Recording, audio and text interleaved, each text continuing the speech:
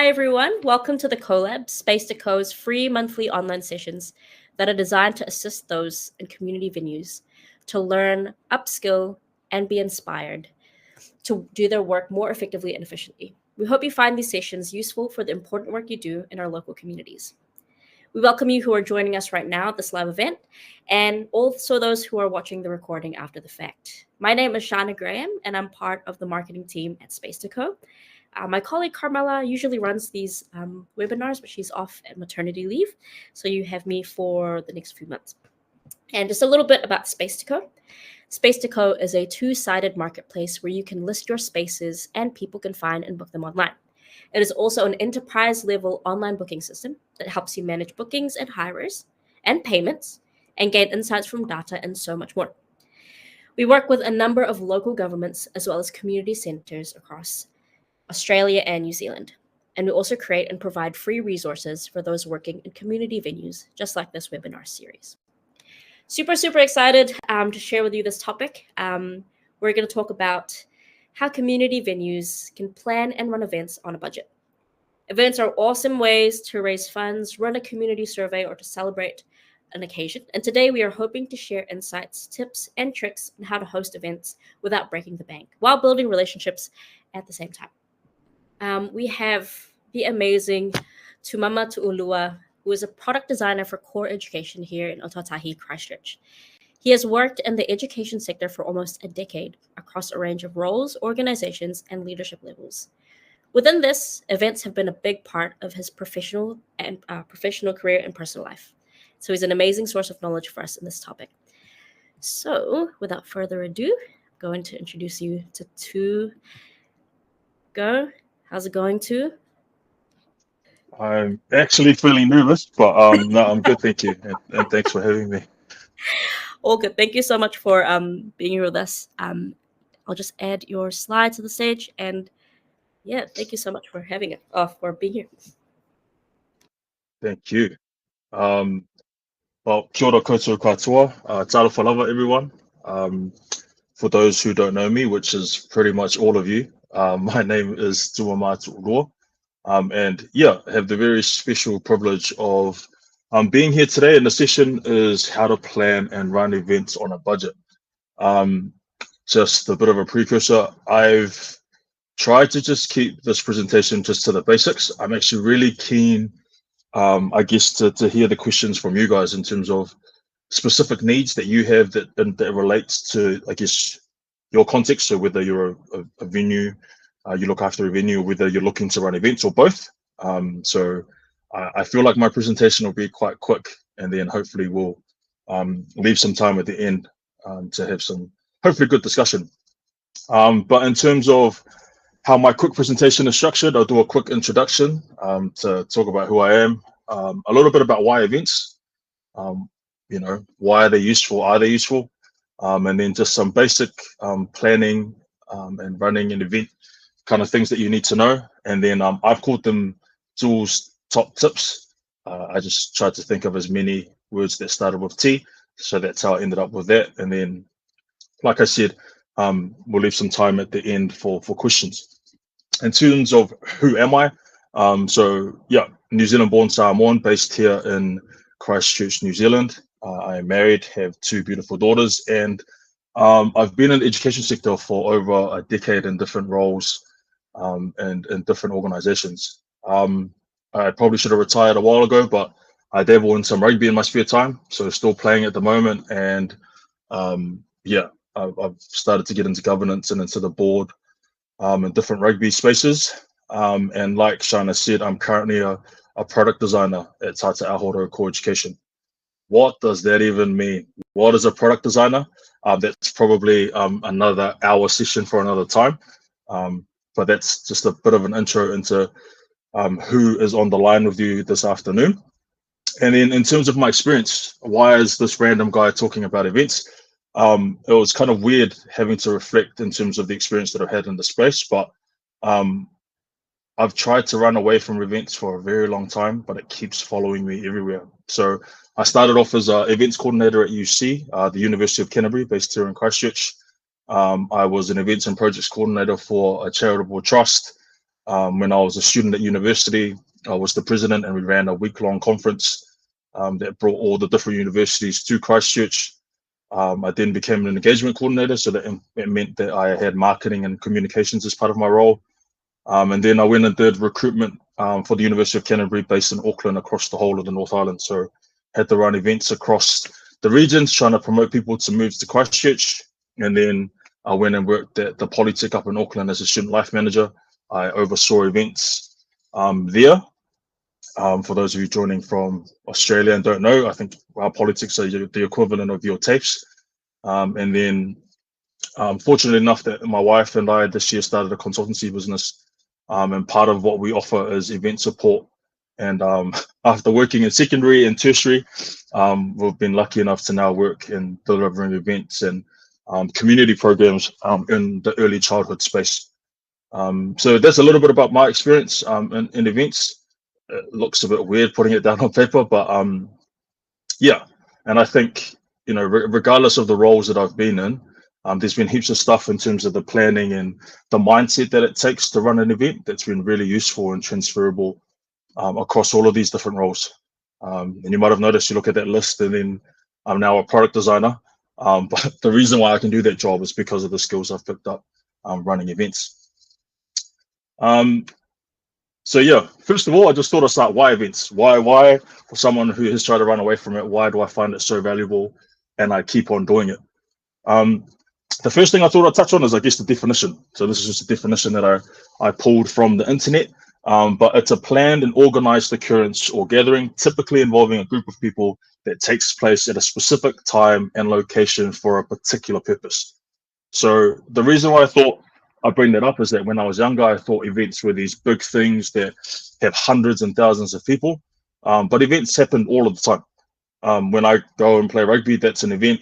When I go watch kids play sport, that's an event. When I go to church on Sundays, that's an event. So they happen all of the time, and you know, a lot of younger people will run many events in their community groups that they are a part of, but then not attach that to the fact that that's an event. And those are the same skills that you utilize running that thing in your community that I get paid for to do it for university, which is really, really cool. And like I've just written there, to me, it's an awesome way to create and foster connections around a common cause. You know, connections is what makes the world go round in relationships. And then the thing about events is that, man, you can plan and cater an event to meet any need.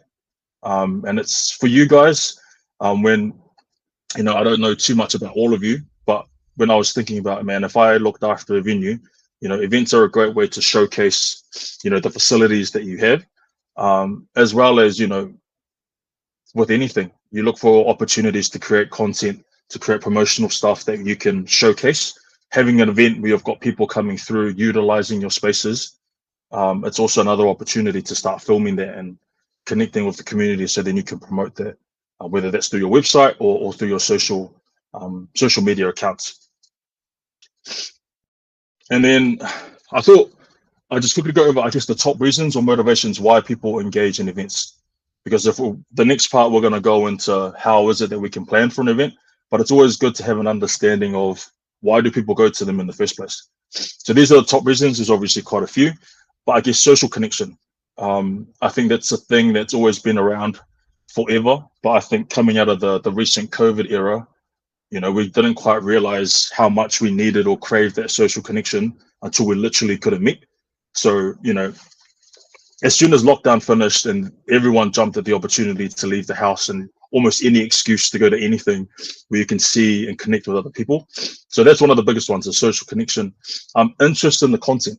What is it that you're running your event about? What is your event about? What is it that you're trying to showcase? So people will turn up to events for that. Obligation. People will be like, oh, it's a work event and I work here, so I want to go to it. So some people will turn up for that. And entertainment and enjoyment. Oh man, professional business opportunities. People will turn up to things if they think there's an opportunity to learn or develop, or there's somewhere that they can advance themselves. And then I guess the one that I've learned more about, I think more in recent years, is the power of supporting a cause.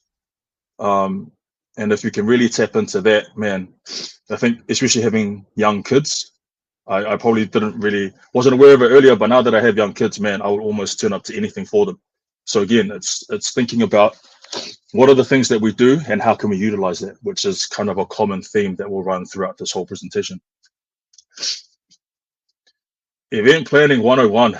So again, I'm just going to quickly go through, I guess, the basics of event planning. There will be, these aren't in any particular order, but yeah, I'll just quickly go over this, and then if you have any questions, I'll be more than happy to answer. But the first thing when creating an event is defining the purpose and the goal. What are you actually trying to do, and why are you doing it? And there's a question there. Can you clearly articulate why it is that you're holding the event? Is it to educate? Is it to educate a group of people? Is it an entertainment thing? Are you trying to raise awareness? Are you trying to network or celebrate? So in the past, I've run graduations. I've also run orientations. I've run all of these different things. But if you can identify what the purpose is, that guides the rest of the planning. And then the other thing is the goals. What goals do you have? What is it that you want to achieve? Is it attendance numbers? Is it you're trying to hit a financial target? Or are you trying to raise the satisfaction of your clients with the services that you provide? So that's the number one thing. Sorry, the first thing is, can you define the purpose and can you define what the goal is that you're trying to achieve? It's probably something that I've found more and more important as I've gotten a little bit older. Especially with goals. If you can list objectives, things that you want to hit, when you finish the event, you can look at it and be like, without a biased view, did I hit these things? Because people will have their opinions. But if you said, I want to hit these 4 things, these are my goals, and you hit them, then you can live with the rest of it. But then if you don't have those objectives, you don't have those goals, then how do you really know how well you did? So I guess that's the first step, is defining the purpose and defining the goal. The second part is understanding and identifying the target audience. Who do you want to, or who will attend the event that you're trying to put on? Once you know that, you can then tailor the event's content, marketing and logistics to meet their preferences and their needs. Sorry, excuse me.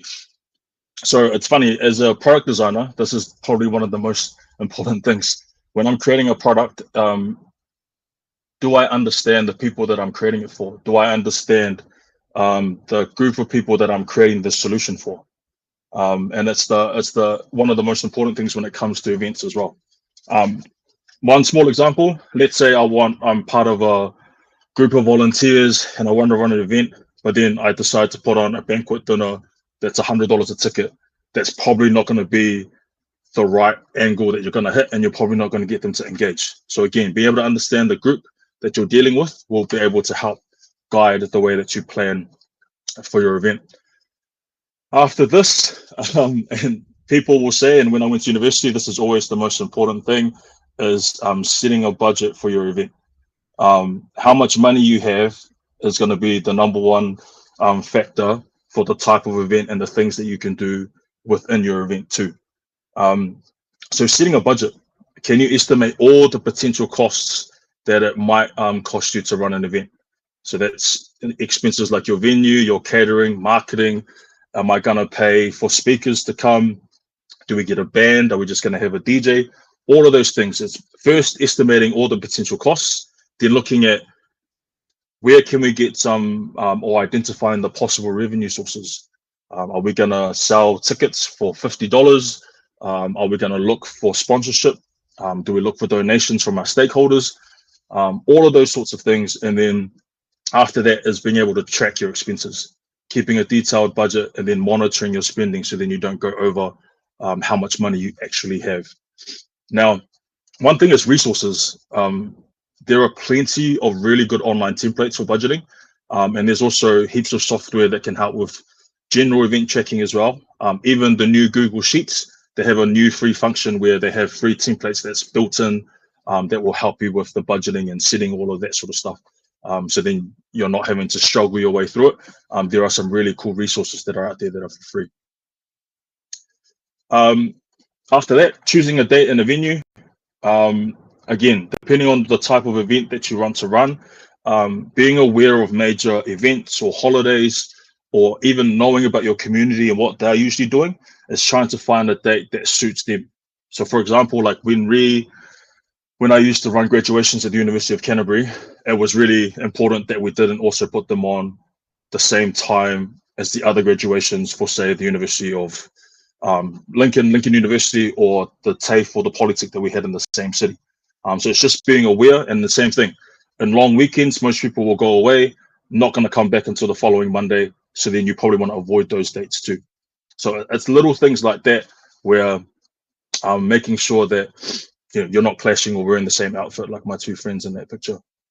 And then again, for us that usually run events, man, venue is massive.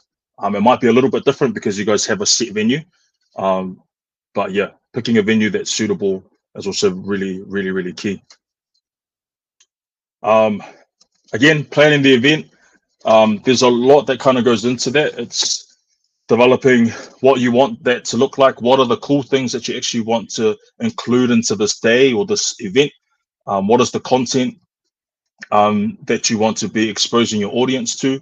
All of these different things. And I won't go into too much detail, but I guess one thing is that, if you do the promotion of it right, you're gonna have people that come to us or that come to your event, and you're gonna have maybe 100, however many people, and then it's okay, we're gonna have them for a set amount of time. What are the key things that we want them to be exposed to, and what are the key things that we want them to do while they're there?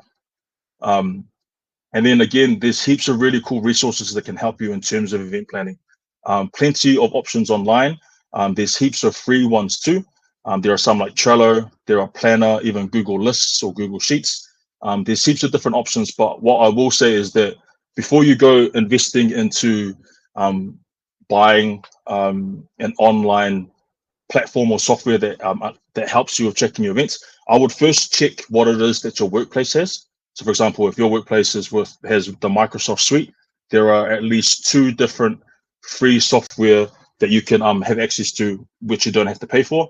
And even with Google, if your company's with Google, there are also some equivalents there too. So again, yeah, I guess it's an early top tip, is that there are free resources that can support you with this event planning, so then you're not just using like an Excel sheet or Word doc to be able to plan all of this out. The other part is organizing a team. So again, like if you're already doing this as part of work, you might already have a team that does these sorts of things, or has a role that nicely fits within the sorts of responsibilities and roles. But yeah, it's about looking at, okay, these are the things that we've planned and we want to happen. Here are the roles and responsibilities that we'll need to make this become a reality. And then it's just making sure that you have clear comms and clear deadlines, so that you can then ensure that the event is planned and then executed really, really well. Create marketing and promo plan. Again, there's a lot there, but essentially is, how is it that we get people to first be aware of the event that we're running and then get them there? How is it that we encourage, how is it that we create a vibe, as all the young kids say, but how do we create excitement so that clients and community want to come? So it's first raising awareness. How do they even know that we're running an event? And then, obviously as part of that, it's looking at what are the channels that you already use for your work. So do you have a website? Do you have a newsletter that goes out? Do you have social accounts? It's just making sure that you're utilizing all of that stuff, so then you can promote and create a bit of a plan in terms of how you're going to get your community or your stakeholders to your different events. And then, yeah, number 8 I've got here is practice. So having checklists, being able to go to the venue, or if it's your venue, being able to practice and go through and check all of the different things and elements that bring your event together. So it's if you're going to have a band, making sure that they have time there. If you're going to have store holders, it's how is it that you're going to get them to come in and set up. It's planning for all of those types of things. From my rugby, there's a quote that people used to say that practice makes perfect. But I think the full quote that we get yelled at now is that perfect practice makes perfect. So as much as possible, I'm trying to get in there and trying to emulate what the day will look like with the people that will be there on the day.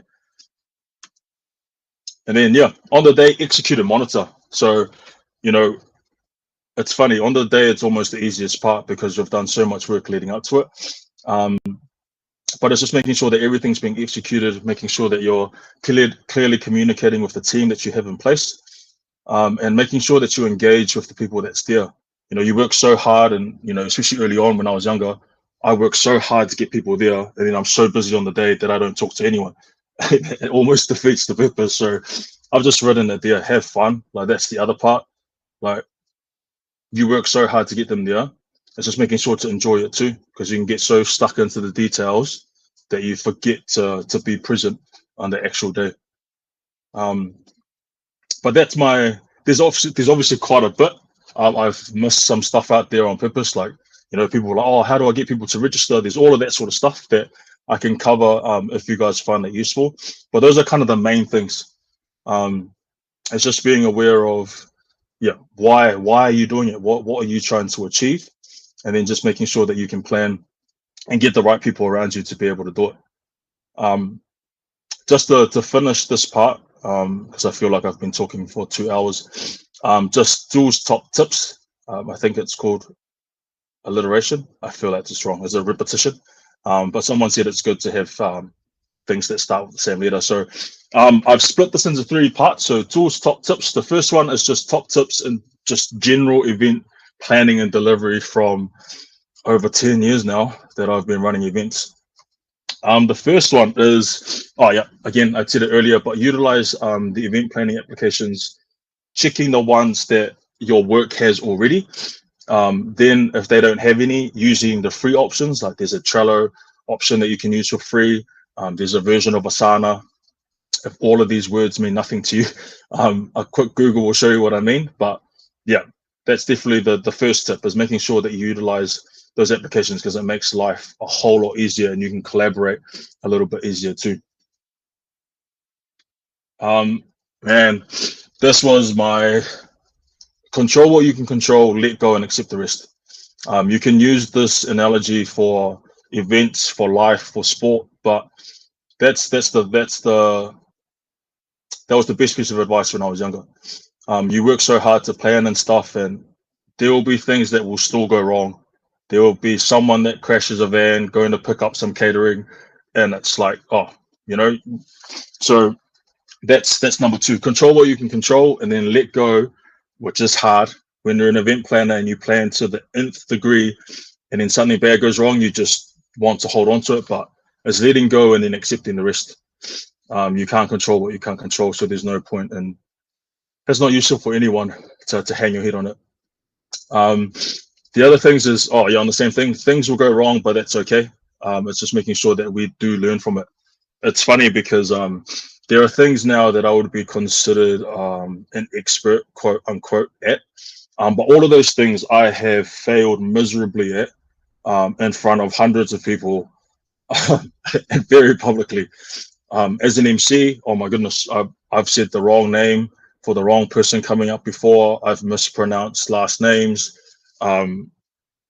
I've once ran a concert and I didn't check that we had the sound and light board unlocked. So then we had a whole concert where the stage was dark. All of these things, like, I have literally, you name it, and I've done it. Like, even today, the software that Shana's using, so she's doing all the clicky in the background while I talk. When I was at MIT, I thought I could do all of it, be MC, and it went horribly wrong. Like, everyone could hear me clicking as I was talking. I played a video and the sound didn't work. So all of that to say, things would definitely go wrong.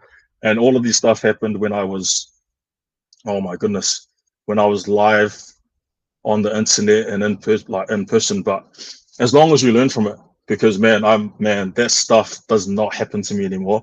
And it's because I learned the hard way. But yeah, that's my tip. Things will go wrong, and that's okay, as long as you learn from it. Again, I said it earlier, but understanding who your target audience is. It's probably a little bit of a pet peeve for me, but a question that I always ask is, are the solutions we're making, are they suitable for the end user?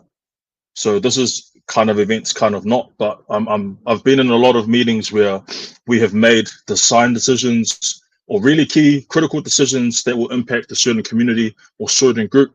And then in the back end, we come to them and we say, what do you think about the decisions that we've already made? And at that point, the community is like, wow, what what are we supposed to say? There's nothing there. So, we talk a lot about co-design and having a community-led approach. So it's just making sure that, okay, if you're going to create an event that is for a specific group, are you engaging with that group? And is the event that you're running for them, or is it something that you want to do the way that you want to do it? And they are just there and they just have to enjoy it. So yeah, that's one thing. Understanding who your target audience is, it's a massive one. And I think I said it earlier, but reporting and evaluating, having objectives, because people will come with their opinion and say, oh, I didn't like the color of the tablecloths, I would have rather have it being pink, but you had it blue. And you can get caught up in all of that. But again, if you have solid objectives that you have beforehand and everyone's on board with, you can then come back and say, okay, I did well in this, I didn't do well in this. And yeah, it kind of takes the bias away from it. And then the other thing is that in future, if you start running all of these events and you're checking how many people are coming to it, the satisfaction levels, it helps in the future when it comes to applying for funding. You can prove how effective your events are, or you can prove the audience that you have coming to your events regularly, which then helps with funding applications, because without them, you're kind of just guessing, or it's on someone's word, where, man, it's that classic thing where if it's not written down or it's not noted, then it didn't happen. So that is my tips in terms of just general planning. The other thing is just around fundraising. So we're kind of getting into the money saving part, but yeah, knowing what expertise and resources that you have available to you and utilizing existing relationships. So whether that's personal or the relationships of the organization that you work for, it's being aware of what they are. I think that'll make a little bit more sense in my next slide, but when you're creating events, as you saw before, there's a lot of costs that are associated with them. But if, say, for example, your event has, obviously, you got venue hire for free, you got chairs and tables for free, you may have one of your people that's an MC and is really good. You have someone that writes quizzes just for fun. You've got the bones of a quiz night that's going to cost you next to nothing. So it's what relationships, what expertise, what resources do you have that you can utilize when it comes to fundraising or for cutting costs. Again, reporting, you have to report, you have to be able to prove how effective it is that your event was.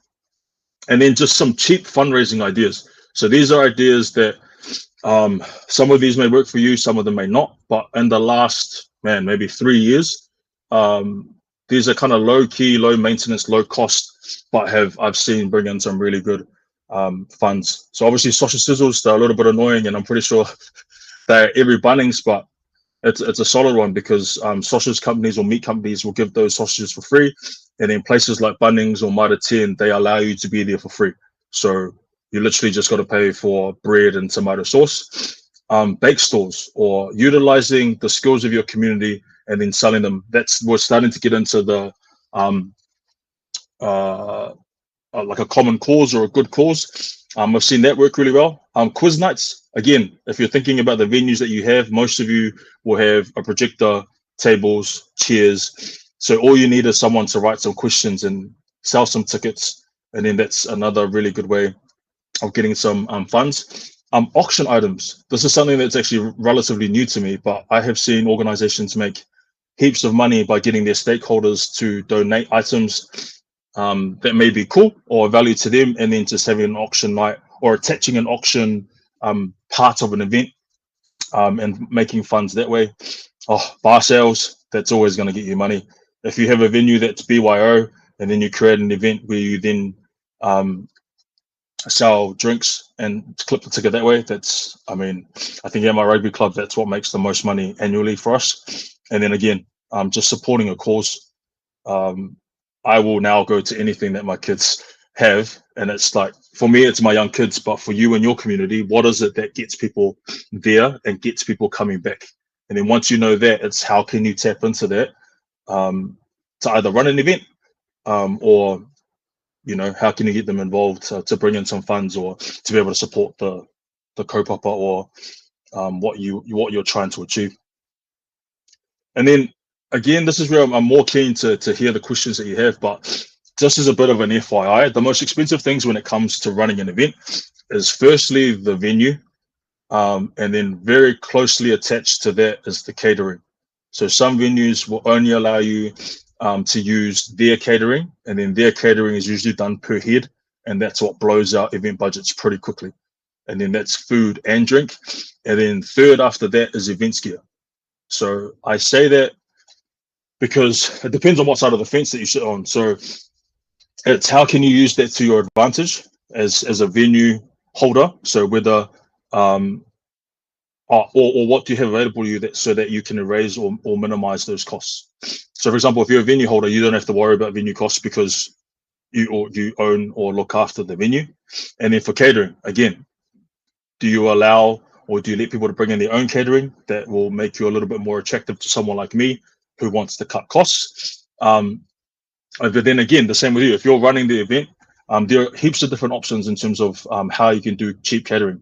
I've seen potlucks do really well where someone brings a plate and it's a community event. But yeah, those are the most expensive things. So again, whether you're wanting to run an event, that's something to be really aware of. Or if you're a venue holder, that's as an events coordinator, those are the kinds of things that we're looking at. So whether you want to clip the ticket on those items or whether that's okay, I have that already and I don't have to worry about those costs. It's just something to consider, whatever side of the fence that you sit on. And then, yeah, the last one is events gear. And I think there was a question around investment. How do I know what to spend money on? When should I spend money? But yeah, again, it depends on what you have available to you and then the type of events that you have. And then things like frequency. How often am I going to run a karaoke night? If it's once a year, then you probably don't need to purchase the AV equipment to make that happen. But if I'm doing it every fortnight, then maybe that's something that you do want to invest in. So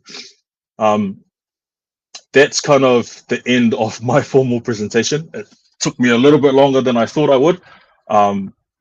But yeah, I just thought it would be a little bit more useful just to see if there's any questions. And yeah, I hope you took something away from that. That was a lot in a short amount of time. But yeah, I'll be happy to answer any questions if there are any. Tu, that was amazing, man. Sorry, I've just got my my little intern here. That was a lot of information that was actually really useful, really practical. It was really cool to hear that. Everything is pretty much centered on who your target audience is. And you do have a lot of questions, like from people, which is really good. So I'm just gonna check it up on the stage. So Elle asked, how is it best to promote an event on a budget? So what are the things that you've kind of found that have been really, I guess, good to promote an event that's pretty cheap? Yeah, so I think for me, yeah, utilizing the existing stuff that you have. So for example, if you have a website or you have a recurring piece of comms that goes out to your stakeholders or things like social media, if you don't have anything like that, then the next step is jumping on say, for example, community groups on Facebook.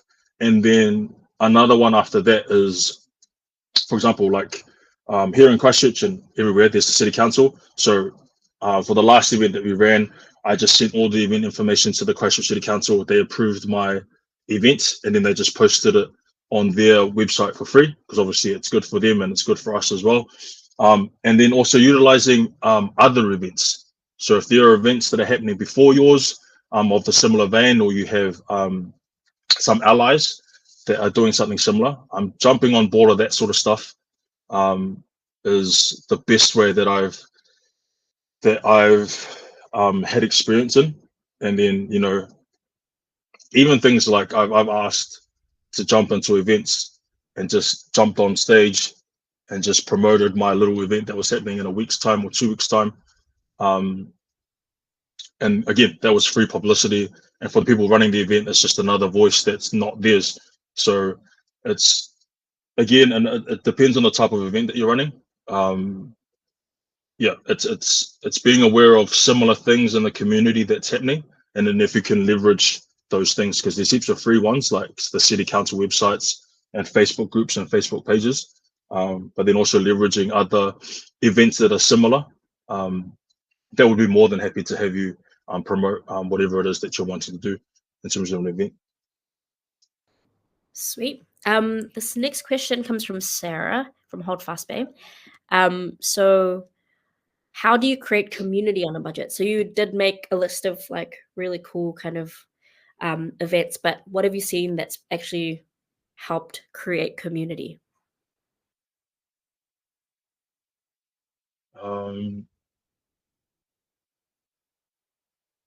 How to create community on a budget?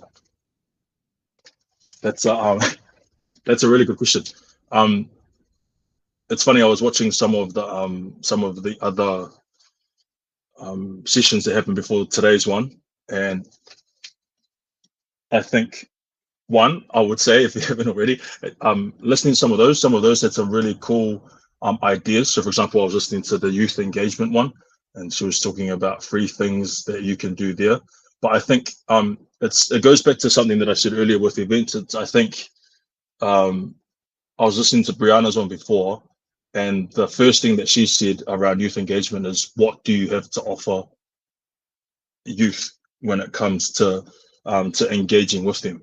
And I think being able to ask yourself that question too, like, what is it that you have to offer? And if there's no money there, which, man, I definitely know how that feels. What is it? What is it that you have within your company or within your group that can bring people together? Is there a common cause, or is there other events? Like I kind of said it before, but other events that are similar. Utilizing those things and creating an opportunity for them to connect, but at your venue is another way. So, for example, you're in Adelaide, so I don't know too many of the holidays there. So, for example, here in New Zealand, we have Matariki, which is the Maori New Year. So it's like that's a set calendar year event. So then, how can you utilize or connect with groups? So then it's like, look, would you be happy or would you be keen to run an event at our venue, and we will provide the venue free of charge, the tables, all of that sort of stuff. And then you try and create or make your venue the hub or the centralized place where all of that activity is kind of happening. And then again, like Shana said, just trying to use some of those cheap ideas for people to come through, like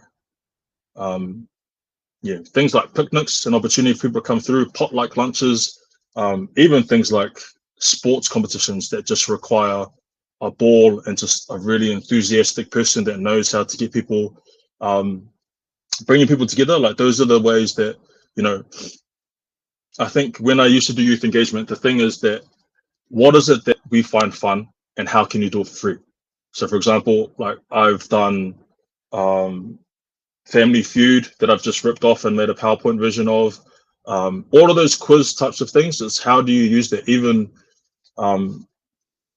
beer pong, not saying to use beer, but how can you create life size versions? We just went and brought 10 massive bins from Mitre 10, and you need a netboard, and you just create little games like that. So that's how we've kind of done it in the past. It's jumping on the back of other free initiatives, and also just what are some fun things that people will do anyway, but how can you get them to do it at your place and at the time that you want them to be there?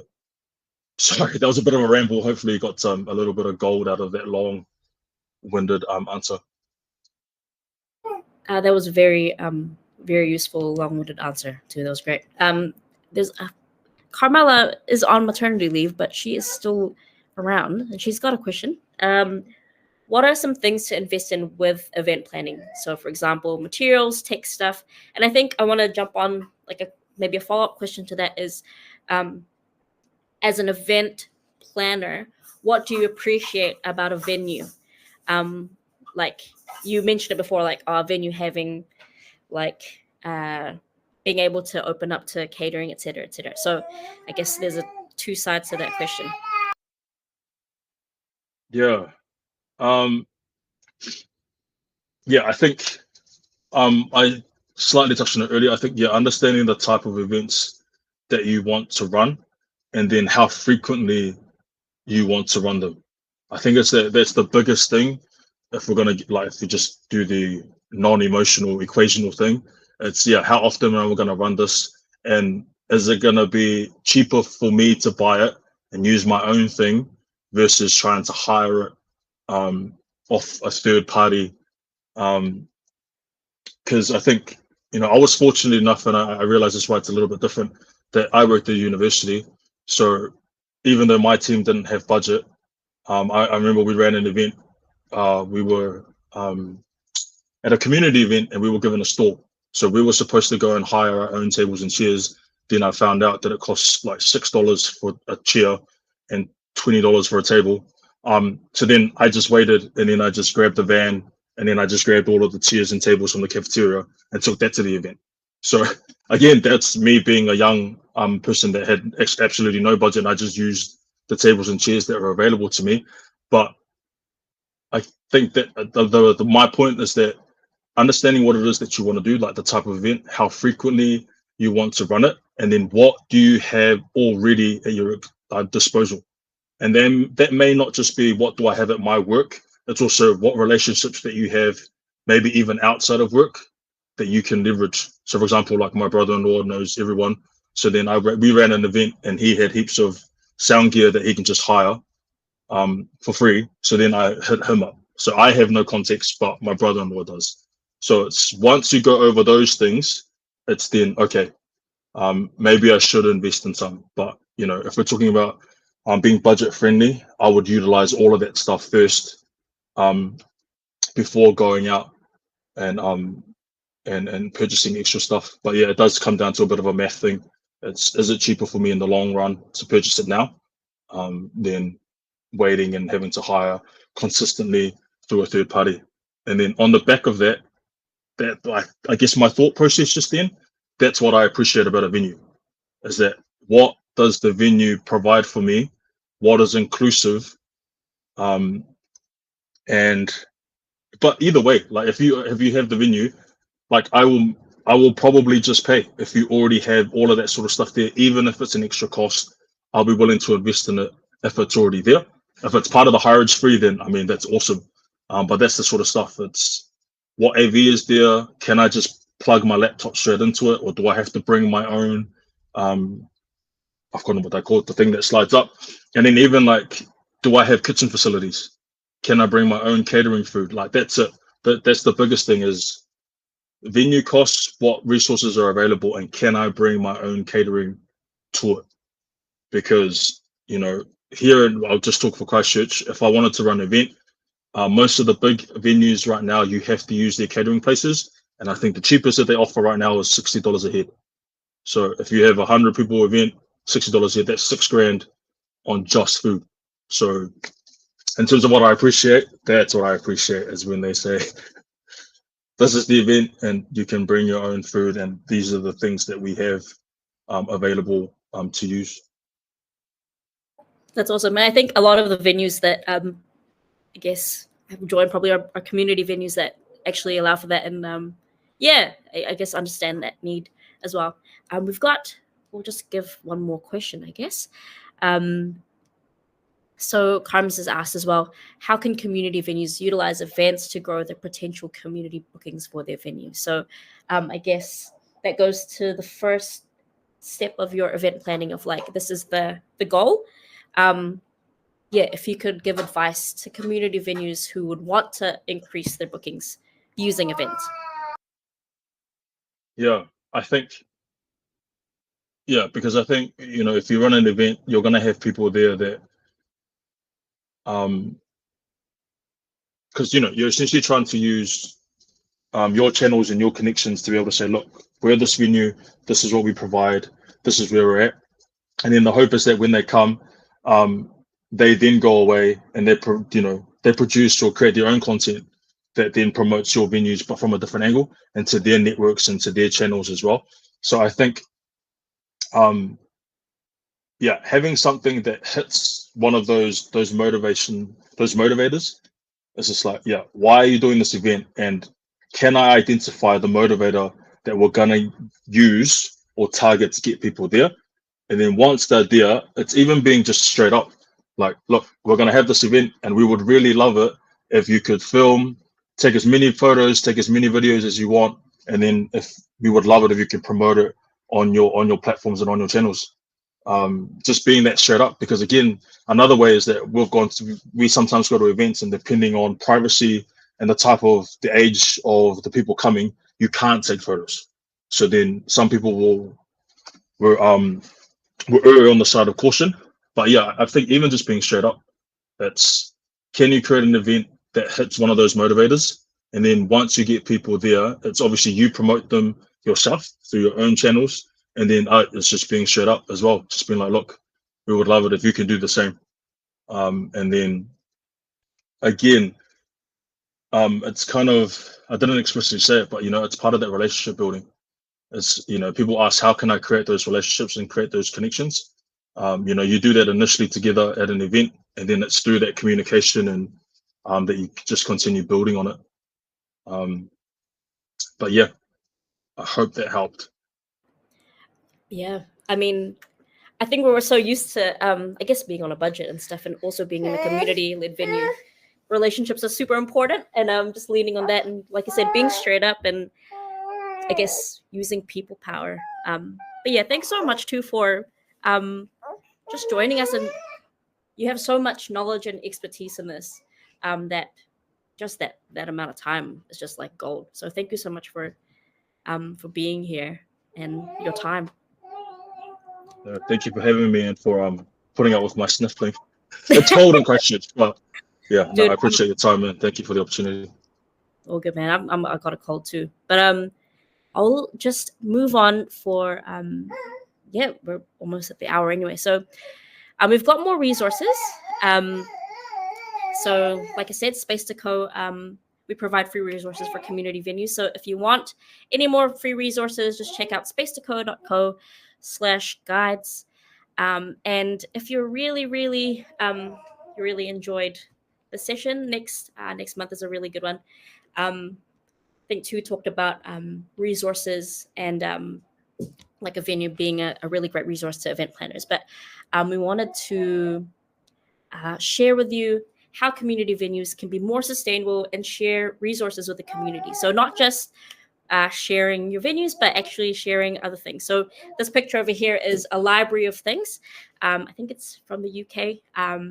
So like having a look at what you've got at your venue and seeing what you can actually share to the community. So if you're keen on learning how to do that, we've got an awesome speaker who will share more insight about that next month on the 25th of September. But yeah, thank you so much for joining us. Thank you so much too. We hope you have a great rest of the week, and thank you for tuning in.